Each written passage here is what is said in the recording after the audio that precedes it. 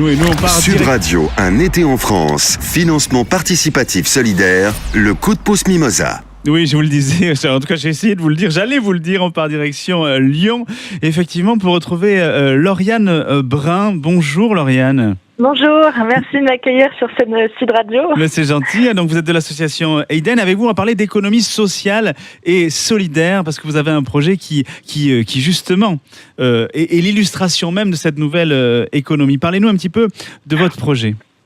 Oui, alors donc Eden, pour rappeler, est une association donc œuvrant pour l'économie sociale et solidaire et l'insertion donc sur le territoire lyonnais. Donc on comporte deux entités, Eden Chantier qui est un atelier chantier d'insertion et Eden Service donc qui met à disposition du personnel auprès d'entreprises. Donc notre projet se situe en fait sur l'activité maraîchage qui est un de nos chantiers d'insertion. Donc ce chantier d'insertion donc se place sur la ferme de l'Abbé Rosier, donc qui est sur le territoire de Écully. Donc c'est ça, oui. Et donc c'est une exploitation tout en bio donc depuis 2015. Donc ça, elle existe. Donc, vous avez fait un chantier d'insertion pour apprendre justement à des jeunes à pratiquer ce maraîchage bio. C'est ça. Oui, donc en fait, notre public, on va dire, d'insertion, ça peut être des jeunes, des moins jeunes aussi, qui sont un peu sortis du cadre professionnel et donc l'activité maraîchage leur offre justement une possibilité de redécouvrir un métier, d'apprendre les bases d'un nouveau métier, le maraîchage, et puis aussi de se immerger dans le monde professionnel. Donc le modèle de la ferme, en fait, c'est une équipe de 18 salariés en insertion et 2 encadrants techniques. Donc on produit sur 2 hectares 40 tonnes de légumes par an.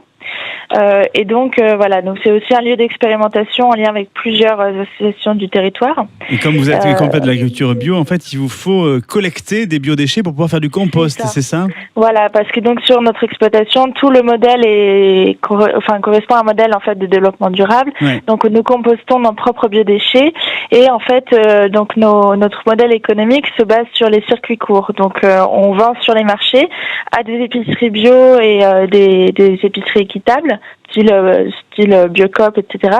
Et aussi à des grands restaurateurs lyonnais, donc comme la Cour des Loges ou la Villa Florentine. Oui. Et donc en fait, lors de nos livraisons de légumes, qui sont actuellement en véhicule classique, on récolte en même temps les biodéchets en fait des restaurateurs et également les biodéchets sur les marchés. Ça veut dire tous les épluchures des fruits et légumes, tous les résidus des fruits et légumes aussi sur les marchés. Ça. D'accord. Oui.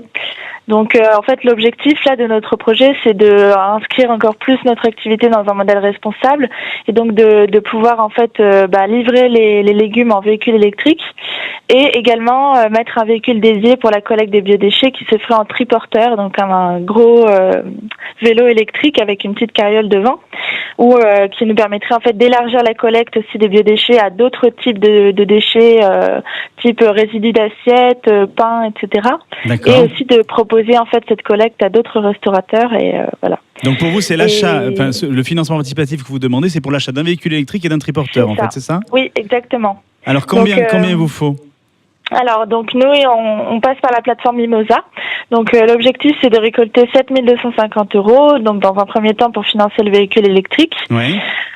Donc aujourd'hui on en est donc cette collecte se fait jusqu'au 4 août, donc c'est-à-dire qu'elle se finit dans 12 jours. Donc aujourd'hui on a 2687 €, donc qui ont déjà été collectés grâce à 45 contributeurs. Donc on remercie vivement aussi tous nos contributeurs. Mais il en manque et c'est pour ça que vous faites appel aux auditeurs voilà. de Sud Radio. Alors justement, exactement. Évidemment, ce sont des dons contre contrepartie. Donc il manque à peu près, on va dire, 4500 €. Donc pour pouvoir collecter ces 4500 €, vous proposez quoi comme type de contrepartie à nos auditeurs ? Donc alors il y a plein de surprises à découvrir sur le site. On propose des légumes, des paniers offerts, de produits de producteurs qui sont nos partenaires, des visites de la ferme, des ateliers pour apprendre à faire son compost, comprendre les techniques du maraîchage. Oui. On a aussi des visites un peu sympas de nos producteurs partenaires qui sont le Bouc et la Treille. Donc on propose une visite de leur cave, donc ils sont dans les Monts du Lyonnais, c'est un producteur de vin bio. Et il y a des repas aussi et des nuits d'hôtel, c'est ça ? Exactement. On a aussi donc un partenariat avec la Cour des Loges, donc qui est un grand restaurateur lyonnais qui nous propose de faire un atelier cuisine donc avec le chef de la Cour des Loges, Anthony Bonnet.